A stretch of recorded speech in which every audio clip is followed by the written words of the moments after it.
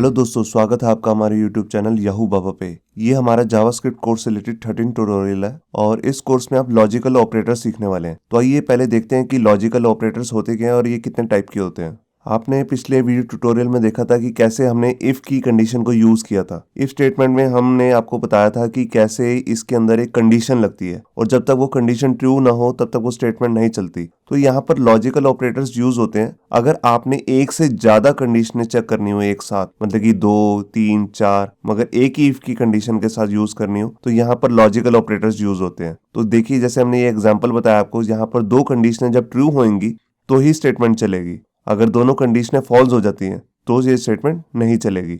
अब यहाँ पर ये जरूरी नहीं है कि दोनों कंडीशनें ट्रू ही हो, तो उसके लिए अलग अलग ऑपरेटर्स आते हैं। पहले आइए उनको समझते हैं। यहाँ पर देखिए, हमारे पास 3 तरह के लॉजिकल ऑपरेटर्स होते हैं। सबसे पहला है लॉजिकल एंड, उसके बाद है लॉजिकल और फिर है लॉजिकल नॉट। इनको जब लॉजिकल एंड लिखना हो तो आपको 2 बार एंड परसेंट यूज करना पड़ेगा, और अगर लॉजिकल और यूज करना है तो 2 बार पाई का साइन यूज करना पड़ेगा, जो आपकी कीबोर्ड में बैकस्पेस की के नीचे होता है। और लास्ट में आपके पास लॉजिकल नॉट, तो इसके लिए हम एक्सक्लेमेशन का साइन यूज करते हैं। तो आइए पहले समझते हैं इनको यूज कैसे करना है। तो देखिए, सबसे पहला है लॉजिकल एंड ऑपरेटर। ये हम ऐसे इफ की कंडीशन के अंदर यूज करेंगे अगर ये दोनों कंडीशनें ट्रू होंगी। एंड का मतलब होता है दोनों कंडीशनों का ट्रू होना जरूरी है। अगर दोनों कंडीशन ट्रू हो जाती हैं तो ये स्टेटमेंट चल जाएगी। अगर दोनों में से एक कंडीशन ट्रू होती है, एक नहीं होती, तब भी कंडीशन नहीं चलेगी। अगर दोनों कंडीशनें फॉल्स हो जाती हैं तब भी ये स्टेटमेंट अंदर जो आएगी स्टेटमेंट वो रन नहीं होगी।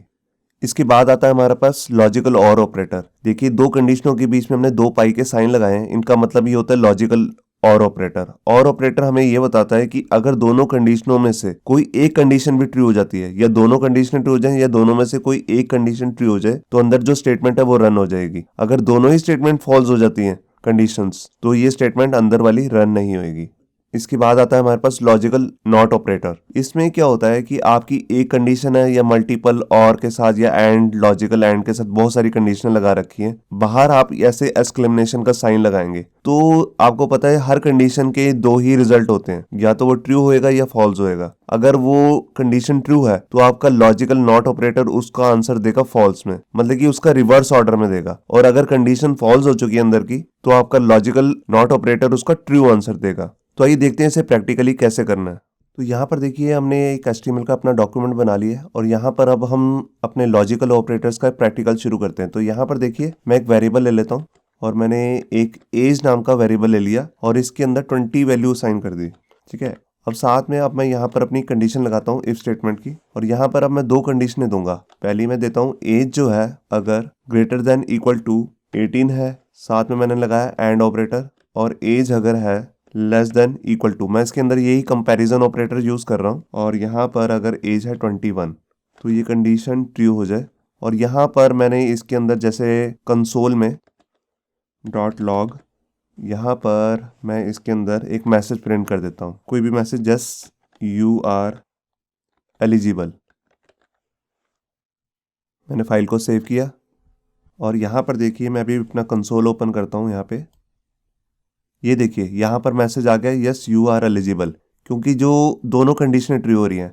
एज जो है 18 से तो ज़्यादा है और 21 से भी कम है। ठीक है, अगर मैं इसकी जगह 22 कर देता हूँ, मैंने फाइल को सेव किया, देखिए अब कोई मैसेज यहाँ पर प्रिंट नहीं हुआ।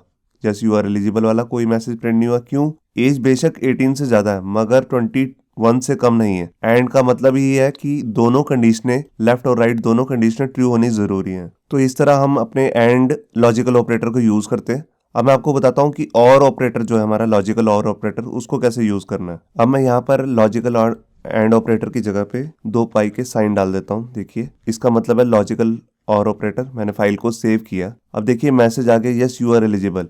एक कंडीशन ट्रू हो गई है, एज जो है 18 से ज्यादा, देखिए 22 है, मगर ये वाली कंडीशन फॉल्स हो गई है। तो देखिए, दोनों में से कोई भी एक कंडीशन ट्रू हो जाएगी तो ये चल पड़ेगा। मैं यहाँ पर आपको एक एग्जांपल और लेके दिखाता हूँ। जैसे मैंने एक वेरिएबल लिया ए और उसमें यहाँ पर वैल्यू दे दी 10। इसी तरह मैं एक वेरिएबल और ले लेता हूँ बी और उसके अंदर मैं वैल्यू दे देता हूँ 15।